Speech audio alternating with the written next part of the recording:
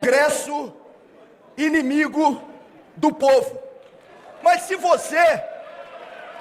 você não é deputado inimigo do povo, você não deve se sentir ferido com a minha fala.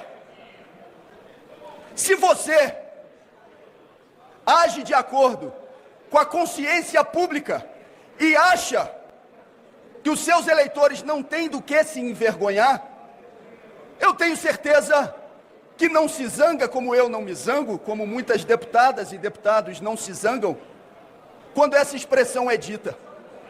Agora, deputados e deputadas, não imaginem que eu vou ter as minhas convicções cerceadas e deixar de exercer o papel como deputado para me salvar. Sobre a minha mãe e sobre o que aconteceu, eu confesso para os senhores e para as senhoras, para defender a minha família, eu sou capaz de muito mais do que um chute na bunda. Muito mais. Para defender a minha família, um chute na bunda, eu confesso a vocês, é nada. Todas as vezes que eu lembro da minha mãe, eu me emociono.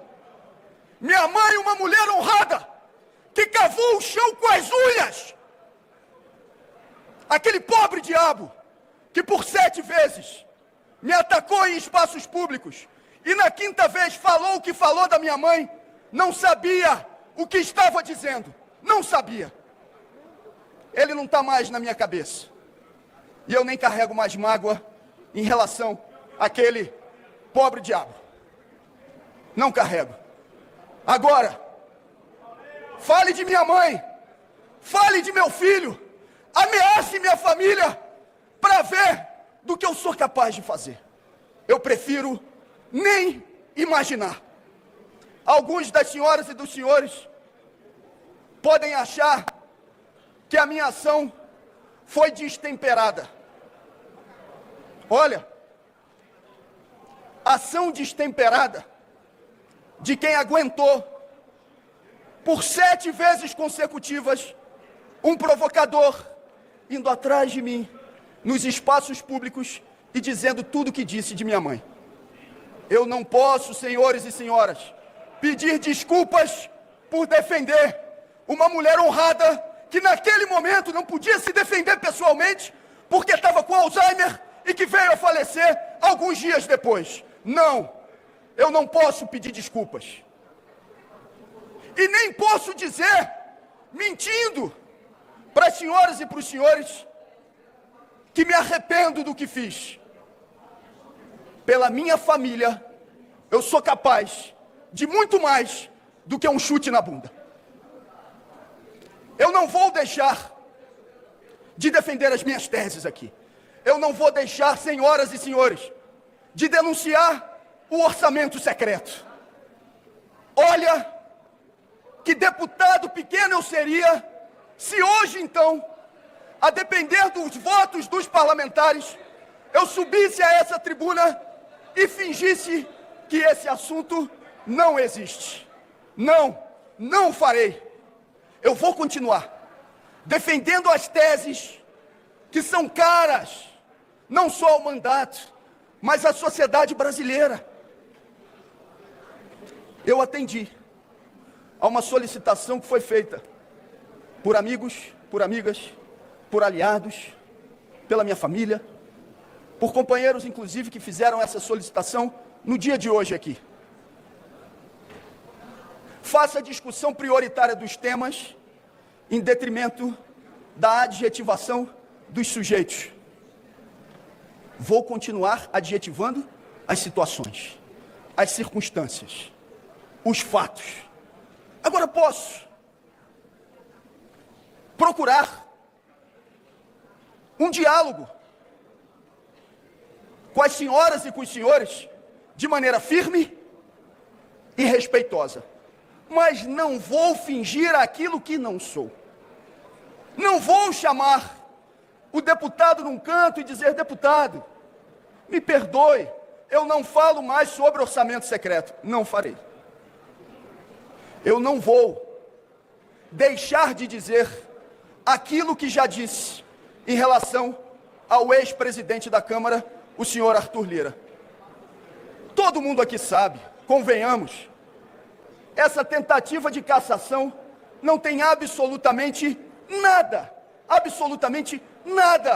a ver com o chute na bunda dado no provocador. Os senhores e as senhoras sabem que quem deu força a essa representação foi o ex-presidente da Câmara. Mas eu espero que ele, do ponto de vista político, seja responsabilizado por aquilo que faz comigo hoje, mas por aquilo que faz contra o Brasil.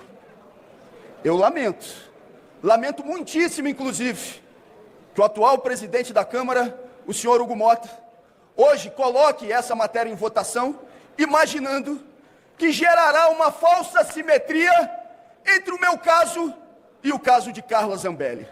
Senhoras e senhores, do ponto de vista prático, Carla Zambelli já está cassada, porque já tem uma decisão do Supremo Tribunal Federal que retira da parlamentar os seus direitos políticos, deputada que hoje, inclusive, está presa na Itália pelos crimes cometidos. Não venham querer me igualar com o caso de Eduardo Bolsonaro. Eu não conspirei contra o meu país no exterior. Eu não promovi ações de ataque à classe trabalhadora do nosso país. Você pode discordar daquilo que eu estou dizendo, mas você não pode calar a minha boca e me impedir de dizê-lo. Senão, eu serei um deputado cassado antes da votação. Se for para não discutir os grandes temas, para não falar o que é fundamental, e simplesmente me comportar, imaginando que com isso possa ter a boa vontade de alguns para que a cassação não se dê. Senhoras e senhores, o que eu estaria fazendo era me cassar previamente e me corrompendo. Eu pergunto aos deputados e deputadas, e principalmente ao povo que está nos assistindo, durante todo esse período que eu aqui estou, desde o ano de 2009, e não é pouco tempo, existe uma única denúncia de corrupção contra mim? Existem, deputados? Não tem uma única denúncia de corrupção desde o ano de 2009. E eu agora, então, sou retirado à força do mandato, sem ter cometido crime.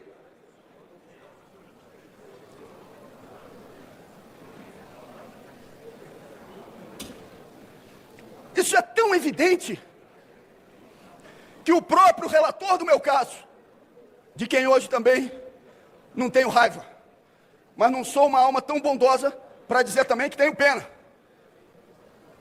ele não utiliza o seu tempo todo para apresentar provas e convicções que levem ao processo de cassação. E não fez isso só hoje na tribuna, não. Na comissão, no Conselho de Ética, sabem quantas perguntas o relator fez à minha pessoa?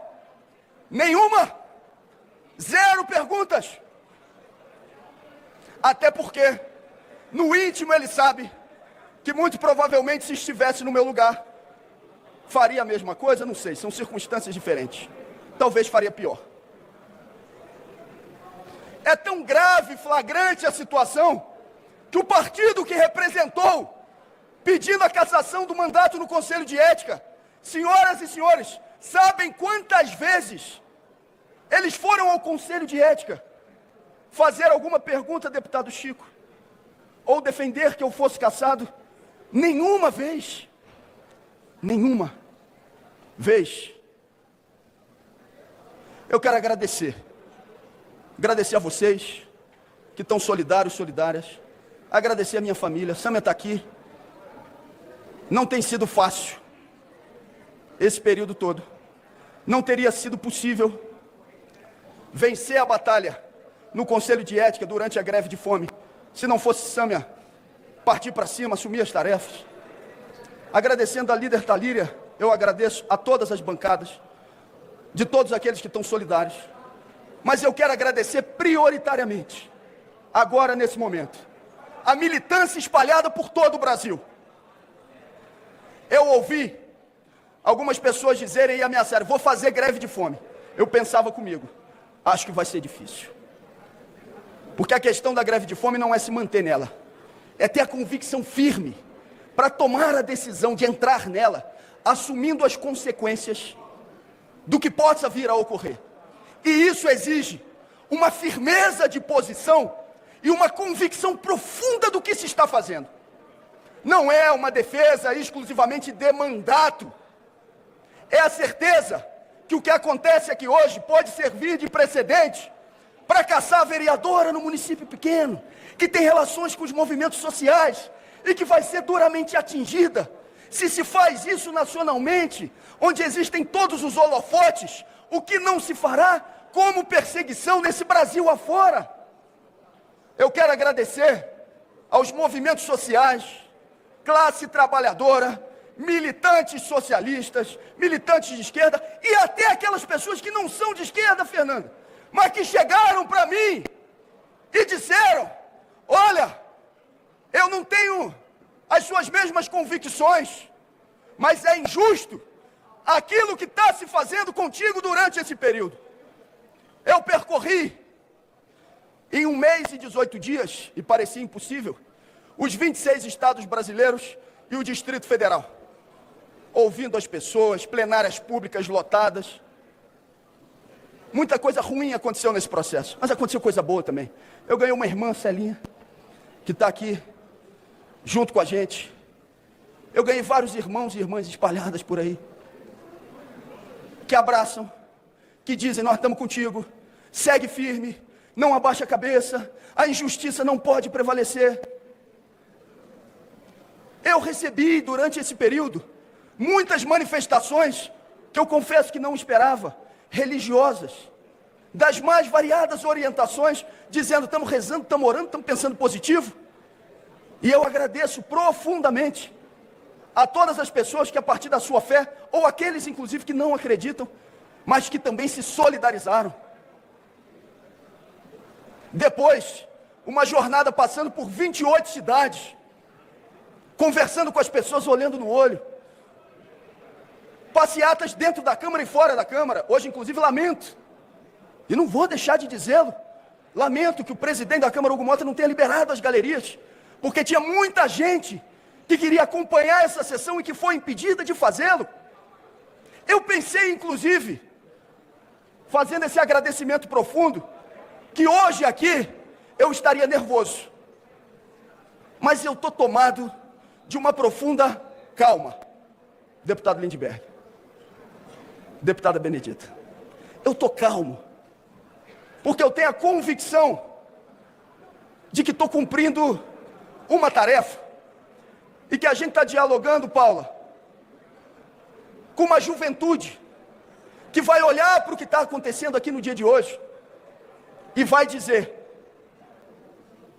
não se pode negociar princípios e convicções profundas.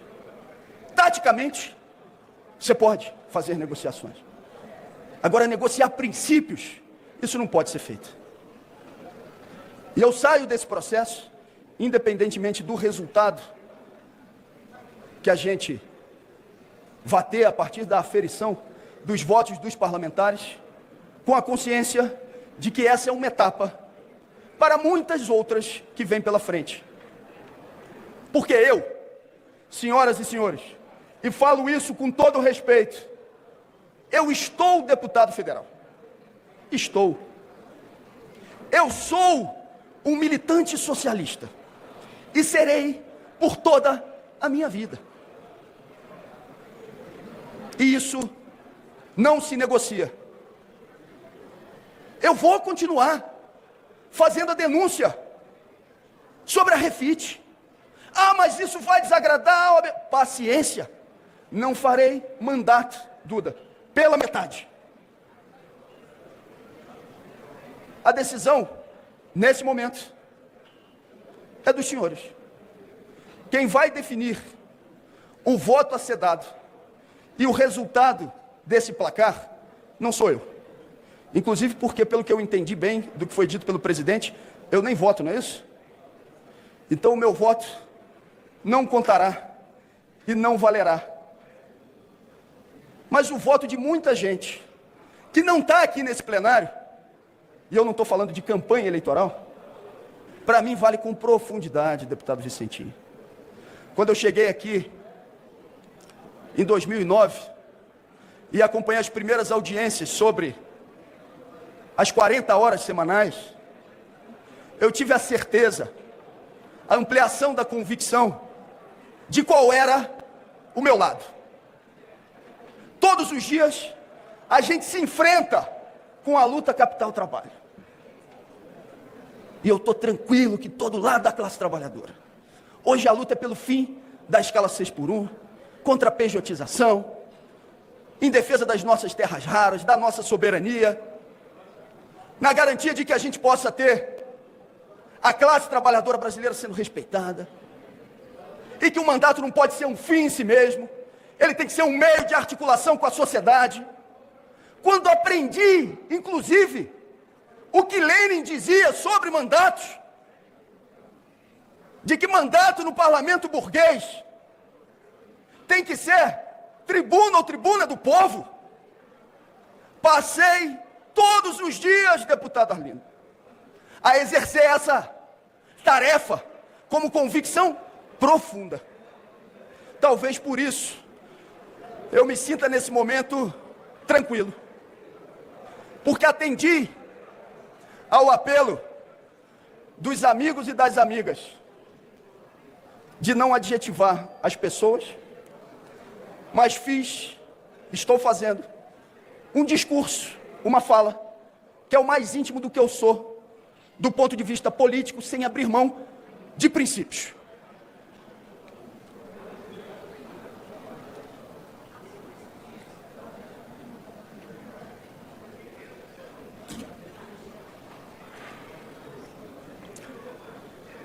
Eu quero agradecer a uma pessoa que não está aqui nesse momento, nesse plenário, mas está com a gente. Hoje eu me emocionei muito com ela, inclusive pelo telefone, que é a nossa querida deputada Luísa Erundina. Erundina, hoje no telefone, me disse que eu sou o filho que ela não teve. E o tamanho da emoção de sentir isso, de ouvir isso, de chorar com ela, é algo que absolutamente não tem preço. Não tem preço. Eu agradeço a essa companheira que com seus 91 anos me disse hoje, e eu chorei junto com ela quando ela disse isso: meu filho, vá em frente. Eu não morro porque eu vejo em você a continuidade dos meus sonhos. Ouvi, deputado Orlando, de Luísa Erundina uma frase como essa, para mim é a melhor recompensa, que não é financeira, que alguém que está na militância e na luta política pode ter. Eu quero dizer, nesse 1 minuto e 30 segundos que me restam, que meu filho, Hugo, tem hoje 4 anos de idade. Ele não entende o que está acontecendo aqui. Ele não sabe o que está acontecendo nesse plenário. Ele gosta de vir à Câmara. Talvez até tenha mais empolgação para vir do que eu mesmo. Ele gosta de subir nesses carpetes. Mas daqui a alguns anos, ele vai ver esse vídeo. Ele vai saber o que aconteceu aqui no dia de hoje. E eu quero muito que o meu filho, vendo essa cena, vendo essas imagens, saiba que ele não tem motivo, como eu não tive nenhum motivo para me envergonhar da minha mãe, como ele não tem motivo para se envergonhar do pai dele. Resumo em festivais.